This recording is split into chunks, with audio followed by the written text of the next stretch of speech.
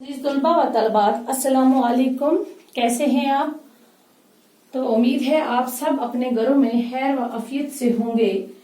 तो प्यारे बच्चों, आज का हमारा मौजू है आजमाइश शरत है। तो ये हम कल पढ़ रहे थे इसको, जो आज इसी को हम कंटिन्यू करेंगे।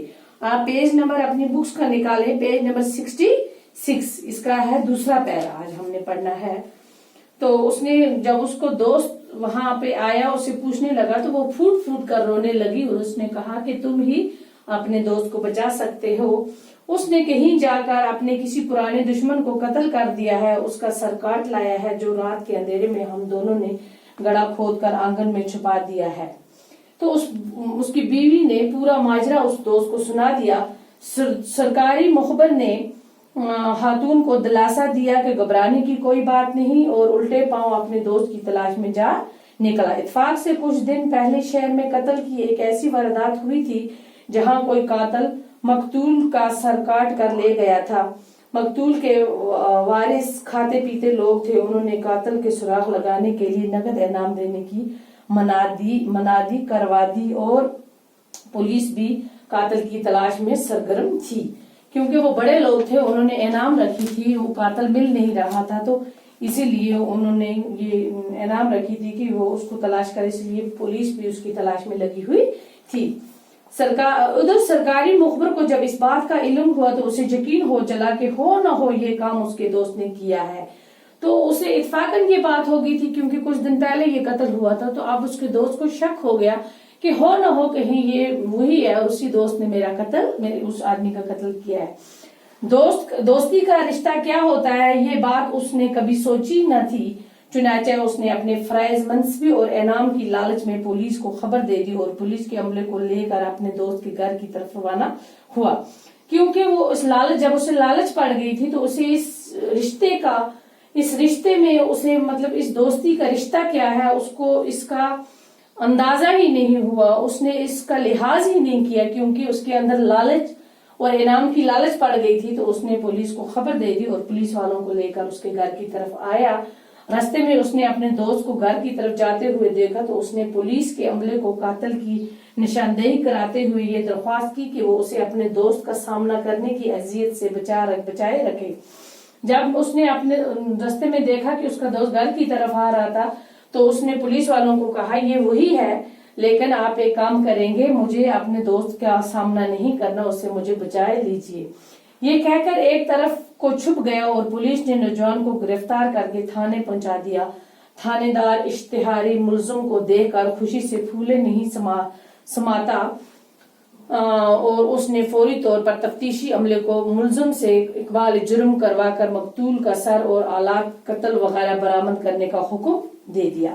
इकबाल जुर्म बोलते हैं बच्चों जुर्म तस्लीम करना।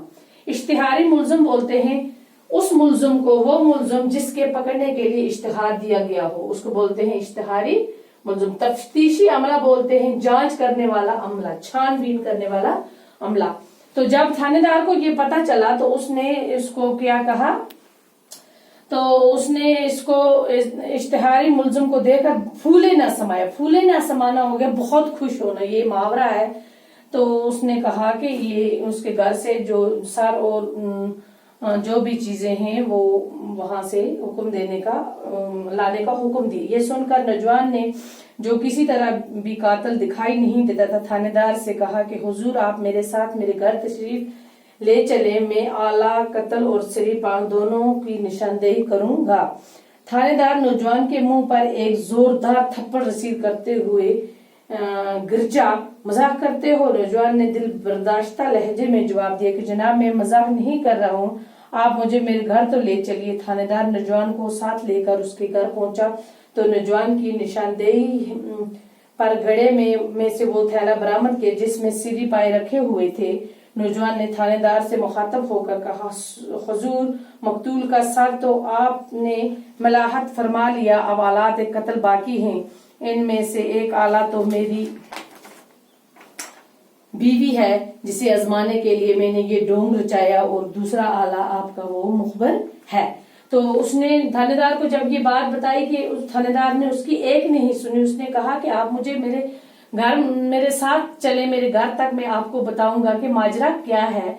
तो लास्ट पर थानेदार उसको अपने घर साथ लेता है। जब वो अपने आंगन में से वो निकालता है, वो गड़े में से वो थैला निकालता है जिसमें वो सिर और पांव दोनों रखे थे। जब वो निकाल कर थानेदार के सामने रखता है तो वो बोलता है कि आलात कत्ल के मकतूल का सर तो मिल गया आपको, अब आलात कत्ल बाकी हैं। जो सामान है इसके कत्ल करने का, आलात बोलते हैं आला, आला की जमा है ना, आला हथियार। तो वो एक तो मेरी बीवी है, दूसरा जिसको आजमाने के लिए मैंने ये पूरा ढोंग, ये ड्रामा रचाया था, और दूसरा है ये मुखबर जिसे आजमाए बगैर मैंने दोस्त बनाया था। आप थानेदार समझ गया कि ये सारा किस्सा माज आजमाइश का था। तो बच्चों, ये था हमारा सबक, आजमाइश शरत है। तो देखो किस तरह से उसने अपनी बीवी और अपने दोस्त को आजमाया। तो इसी तरह से जब भी आप कभी अपना कोई दोस्त बनाएं तो उसको बगैर आजमाए नहीं बनाना चाहिए।